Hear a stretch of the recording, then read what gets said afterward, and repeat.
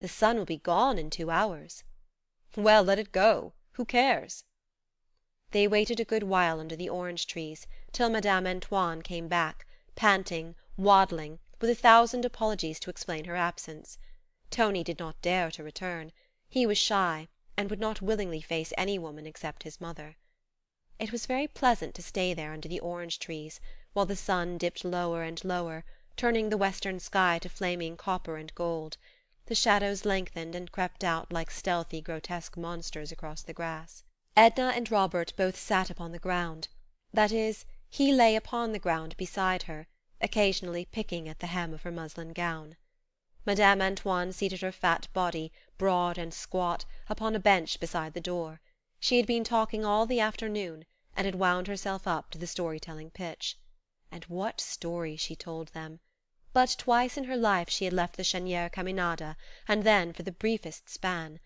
All her years she had squatted and waddled there upon the island, gathering legends of the Baratarians and the sea. The night came on, with the moon to lighten it. Edna could hear the whispering voices of dead men and the click of muffled gold. When she and Robert stepped into Tony's boat, with the red lateen sail, misty spirit forms were prowling in the shadows and among the reeds, and upon the water were phantom ships speeding to cover. 14.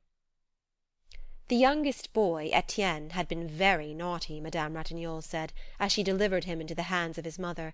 He had been unwilling to go to bed, and had made a scene, whereupon she had taken charge of him, and pacified him as well as she could.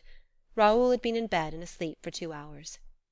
The youngster was in his long white nightgown, that kept tripping him up as Madame Ratignolle led him along by the hand.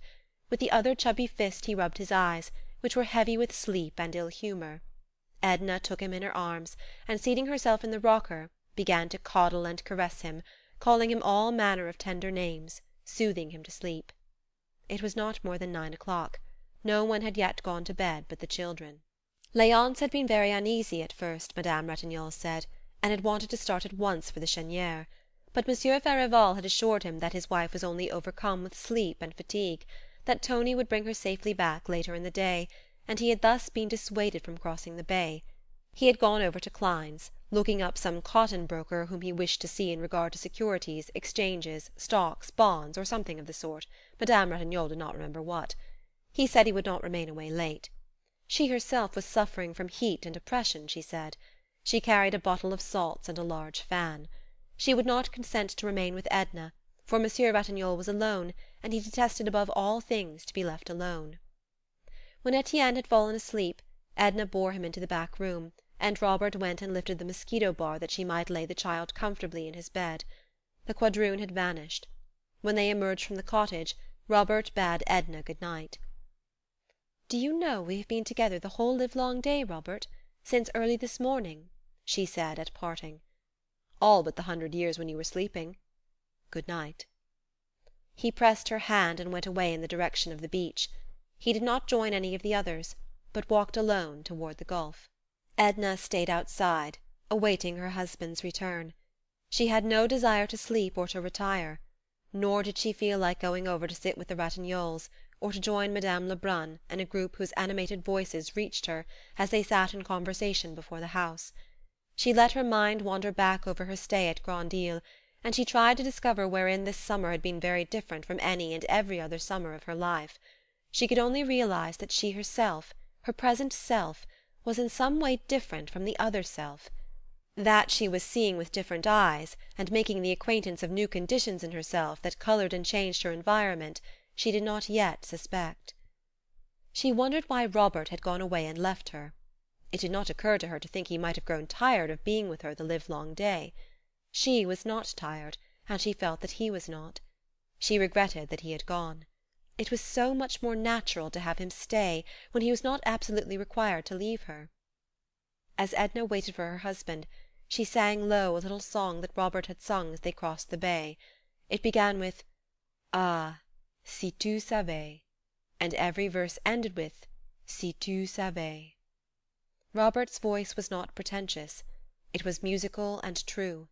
The voice, the notes, the whole refrain haunted her memory. 15. When Edna entered the dining-room one evening a little late, as was her habit, an unusually animated conversation seemed to be going on. Several persons were talking at once, and Victor's voice was predominating, even over that of his mother. Edna had returned late from her bath, had dressed in some haste, and her face was flushed. Her head, set off by her dainty white gown, suggested a rich, rare blossom. She took her seat at table between old Monsieur Farival and Madame Ratignolle. As she seated herself and was about to begin to eat her soup, which had been served when she entered the room, several persons informed her simultaneously that Robert was going to Mexico. She laid her spoon down and looked about her bewildered. He had been with her, reading to her all the morning, and had never even mentioned such a place as Mexico. She had not seen him during the afternoon. She had heard some one say he was at the house, upstairs with his mother. This she had thought nothing of, though she was surprised when he did not join her later in the afternoon, when she went down to the beach. She looked across at him, where he sat beside Madame Lebrun, who presided. Edna's face was a blank picture of bewilderment, which she never thought of disguising. He lifted his eyebrows with the pretext of a smile as he returned her glance. He looked embarrassed and uneasy. "When is he going?" she asked of everybody in general, as if Robert were not there to answer for himself. "Tonight! This very evening! Did you ever? What possesses him?" were some of the replies she gathered, uttered simultaneously in French and English. "Impossible!" she exclaimed. "How can a person start off from Grand Isle to Mexico at a moment's notice, as if he were going over to Klein's, or to the wharf, or down to the beach?"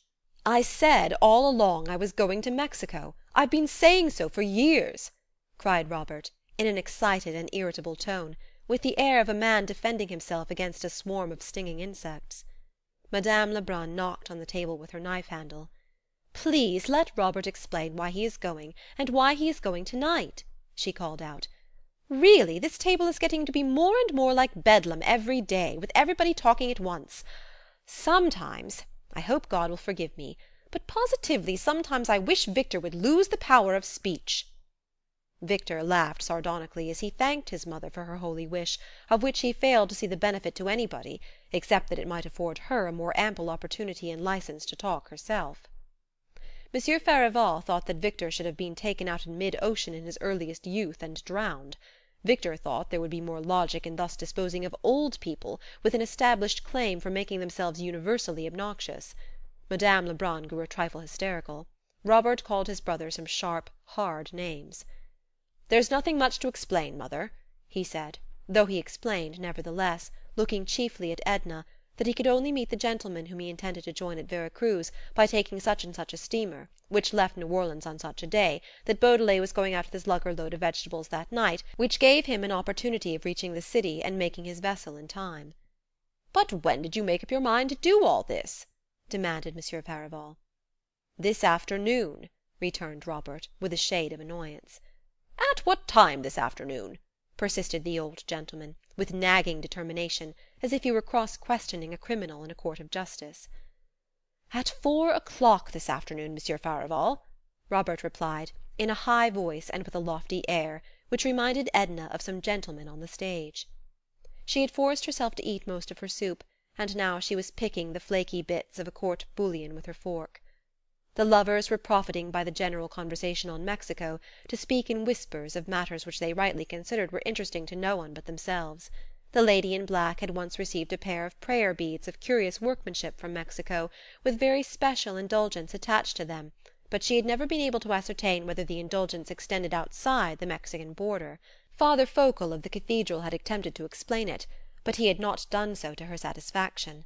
And she begged that Robert would interest himself and discover, if possible, whether she was entitled to the indulgence accompanying the remarkably curious Mexican prayer beads.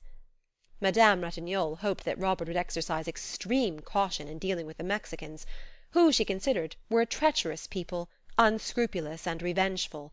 She trusted she did them no injustice in thus condemning them as a race. She had known personally but one Mexican, who made and sold excellent tamales, and whom she would have trusted implicitly, so soft-spoken was he. One day he was arrested for stabbing his wife. She never knew whether he had been hanged or not. Victor had grown hilarious, and was attempting to tell an anecdote about a Mexican girl who served chocolate one winter in a restaurant in Dauphine Street. No one would listen to him but old Monsieur Farival, who went into convulsions over the droll story.